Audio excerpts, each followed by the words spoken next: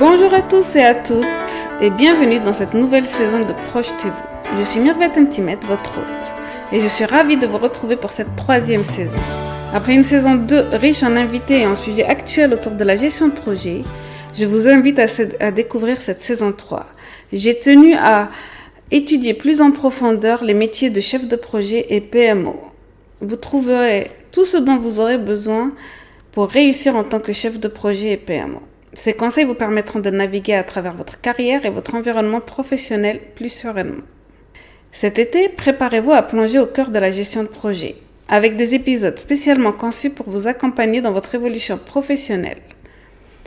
Que vous soyez un chef de projet débutant ou que vous souhaitiez connaître le rôle de PMO, mon objectif est de vous fournir les outils, les techniques et les stratégies nécessaires pour exceller dans votre rôle. L'été est la période idéale pour investir en vous-même.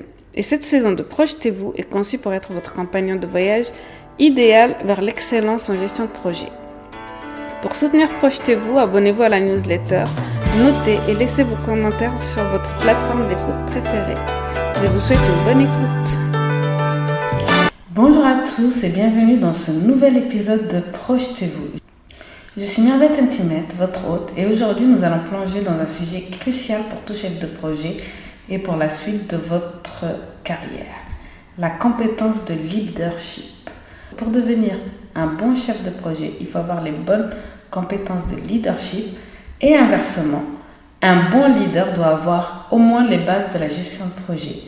Et je peux même aller plus loin.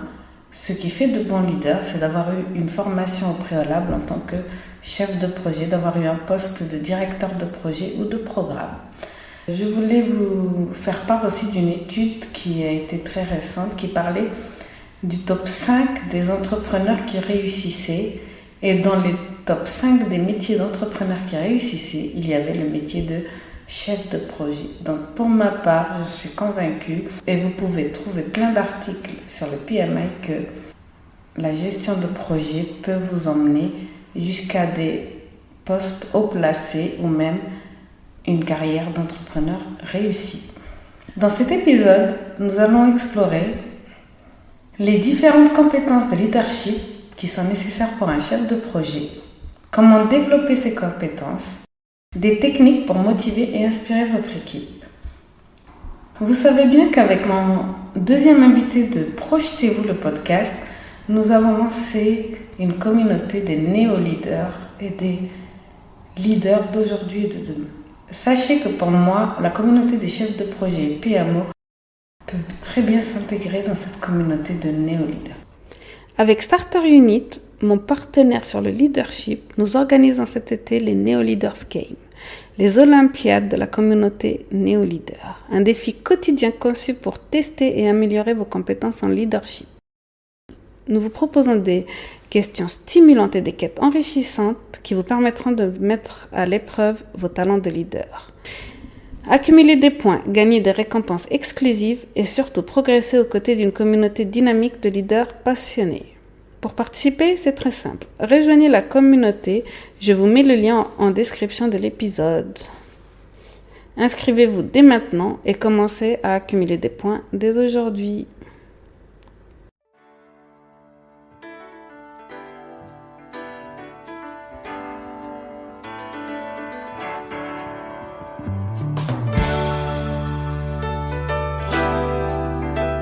Je pense que néo-leader et gestion de projet sont deux faces d'une même pièce. Alors, si vous voulez en savoir plus, je vous mets donc le lien de l'épisode, plus un autre lien sur leadership et gestion de projet. Et bien sûr, le lien de la communauté des néo-leaders. Si vous voulez vous inscrire, je pense que vous êtes tout à fait qualifié en tant que chef de projet ou futur chef de projet à devenir des leaders et des leaders d'exception. Alors, quand on parle de leadership, on parle de compétences de leadership. Quelles sont celles qui sont essentielles pour un chef de projet? Je rappelle qu'un projet peut être considéré comme une entreprise en elle-même, puisque le chef de projet va gérer tous les aspects du projet, depuis les coûts, les fournisseurs, les clients, jusqu'à la mise en production du projet. Donc la première compétence que je verrai bien, c'est la vision stratégique. Un bon leader doit avoir une vision claire du projet et savoir comment atteindre les objectifs fixés.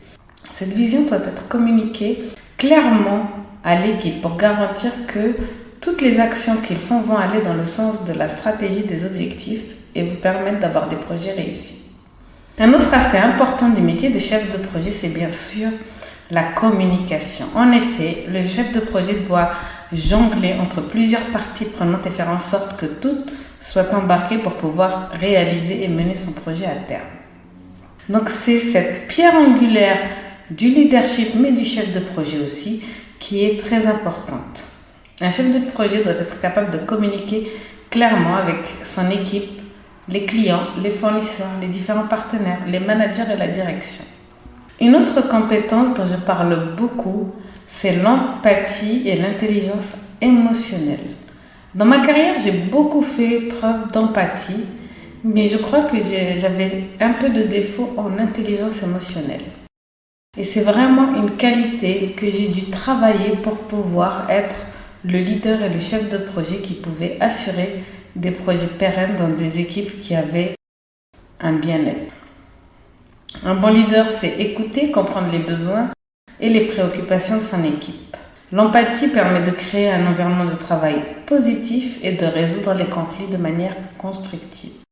En effet, pour ma part, je suis convaincue que manquer d'empathie, ne pas avoir une intelligence émotionnelle pour lire que cette personne, par exemple, a des difficultés par ailleurs, que cette personne est fatiguée ou bien n'est pas en mesure de faire ses tâches correctement, c'est vraiment le rôle d'un leader. Un autre aspect important, c'est la prise de décision. Les chefs de projet doivent souvent prendre des décisions rapides et efficaces. Il est important de savoir évaluer les options, anticiper les conséquences et choisir la meilleure voie à suivre. Pour cela, il faut avoir tous les éléments en main. Si vous rencontrez un problème technique majeur dans un projet de développement, si vous ne prenez pas rapidement les meilleures initiatives et évaluez correctement les alternatives, eh bien, vous pourriez retarder de beaucoup votre projet. Donc, c'est vraiment une responsabilité du chef de projet et c'est une compétence de leadership, la prise de décision qui va le suivre toute sa carrière dans ses projets et s'il a besoin d'évolution aussi dans ses futurs postes. Une autre compétence très importante, c'est la gestion des conflits.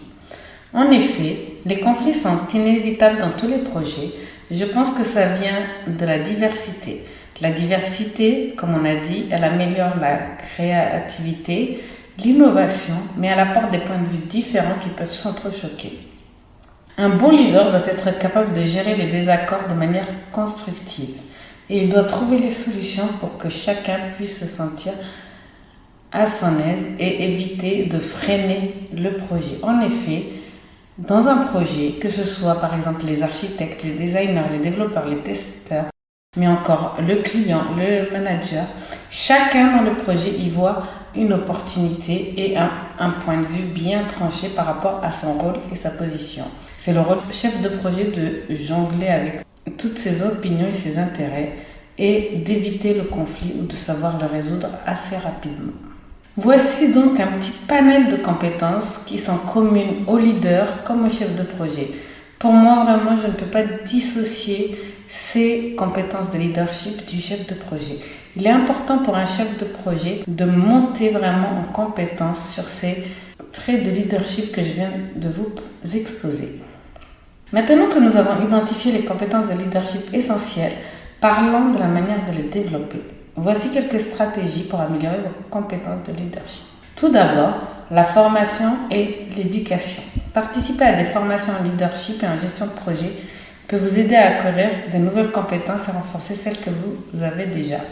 Ensuite, il y a le mentorat. Pour ma part, c'était un mélange de mentorat et de formation et d'éducation.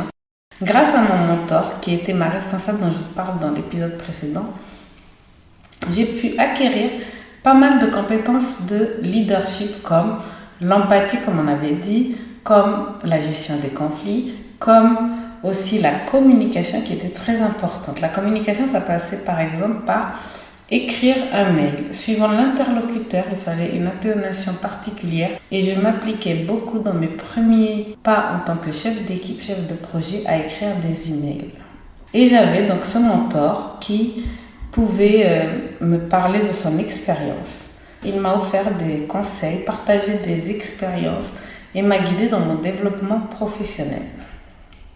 Il y a aussi une technique, c'est pratiquer. Pratiquer pour développer ses compétences en leadership. Chercher des opportunités pour diriger des projets, même petits, afin de mettre en pratique ce que vous avez appris. Vous pouvez aussi le faire dans le cadre d'un bénévolat, par exemple. Je suis bénévole du Project Management Institute et je me suis portée bénévole dans un domaine qui, au départ, ne m'était pas familier, le marketing et la communication. Eh bien, ce fut vraiment formateur. Il y a aussi la possibilité d'avoir des feedbacks et une autoréflexion. Demandez des feedbacks à vos collaborateurs, à vos collègues, vos membres d'équipe. Comme ça, cela vous permettra d'identifier vos forces et vos faiblesses en tant que leader.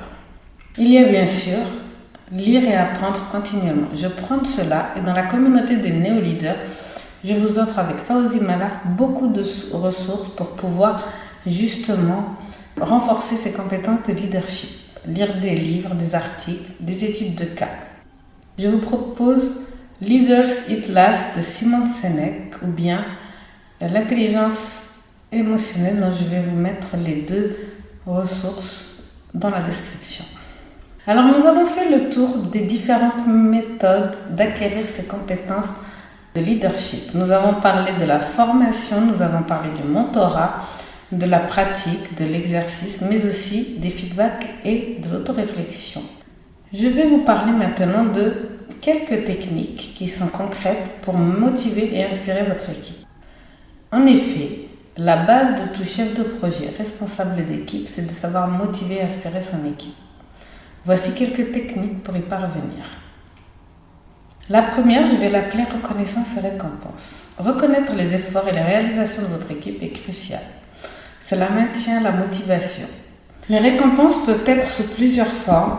Cela peut être des déjeuners ou bien des cadeaux, mais aussi juste de manière intangible comme une éloge ou bien faire part à toute l'équipe du succès d'une telle ou telle personne. Un autre moyen aussi de motiver, c'est comme je vous avais dit, une vision claire. Avec des objectifs clairs, toute personne dans l'équipe saura vers où se diriger et comment réaliser ses tâches. Donc tout d'abord, commençons par le commencement avec des objectifs clairs, des objectifs SMART. Par exemple, dans une équipe de marketing, ça peut être augmenter les ventes de 10% en 6 mois. Cela donne à l'équipe un but précis à atteindre avec une deadline et avec un chiffre de 10%. Un autre aspect pour lequel je milite vraiment et en tant que chef de projet ou leader, c'est vraiment indispensable, c'est d'instaurer un environnement de travail positif. Cela favorise la collaboration, l'innovation et cela permet aux gens d'être heureux de venir au bureau. En effet, dans un mauvais environnement de travail, il peut y avoir beaucoup de problématiques mentales, des arrêts maladie, des turnovers. Je vous en parle dans un épisode avec Laurent Tuffery. Je vous mets le lien de l'épisode. C'est très intéressant à réécouter parce que vraiment, je pense que c'est le rôle du chef de projet, du leader, du manager, de faire en sorte d'instaurer un environnement de travail sain et positif. Avoir la boule au ventre quand on vient au travail, ce n'est pas sain ni positif. Et puis, ça fait des tâches qui prennent du temps à se faire, des arrêts maladie, des personnes qui sont mécontentes et qui peuvent mal faire leur travail. Alors, pour éviter tout cela, pour motiver, inspirer et garder les équipes impliquées, un bon environnement de travail est indispensable.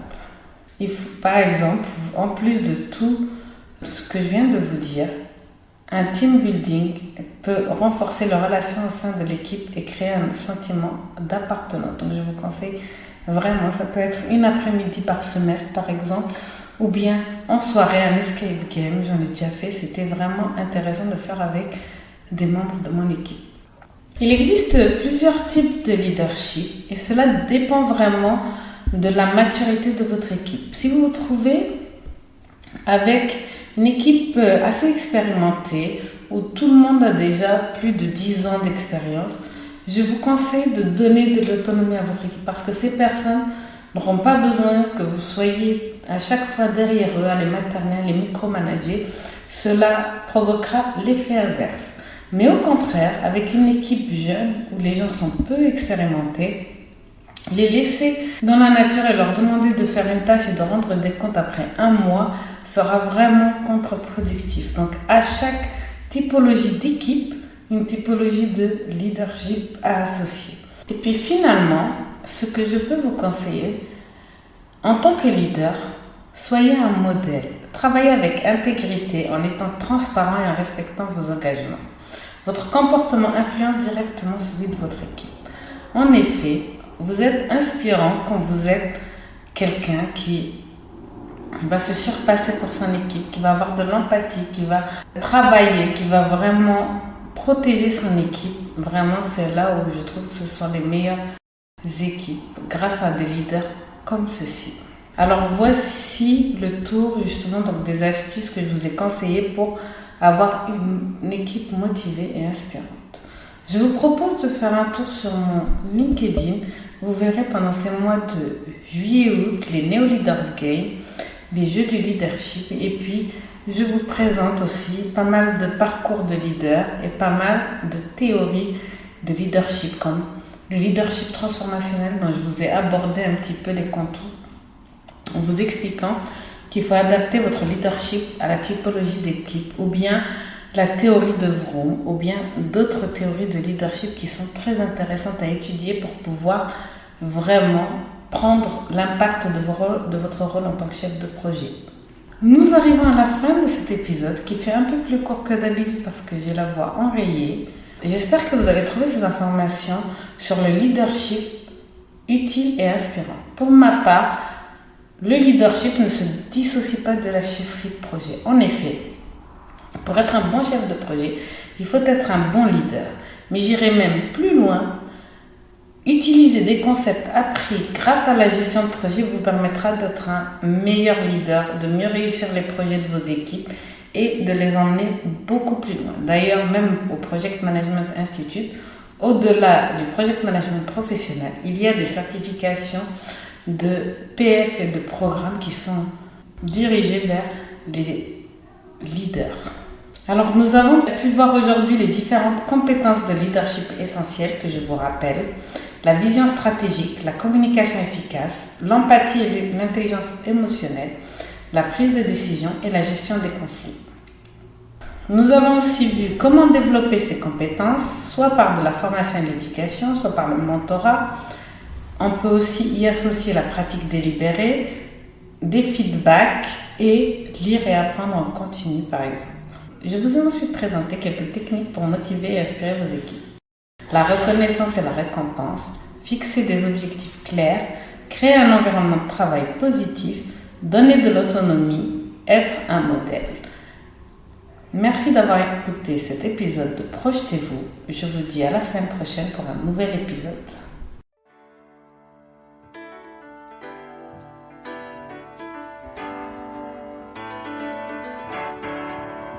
Merci d'avoir écouté ce nouvel épisode de la saison 3 de Projetez-vous. J'espère que vous avez trouvé ces conseils utiles et que vous êtes prêts à les appliquer dans la gestion de vos projets. Si vous avez des questions ou des commentaires, n'hésitez pas à les partager avec moi sur LinkedIn. Votre feedback est précieux et aide à améliorer mon contenu pour vous. Abonnez-vous, commentez et laissez un avis sur votre plateforme préférée. À très bientôt pour un nouvel épisode de Projetez-vous. Merci de votre fidélité.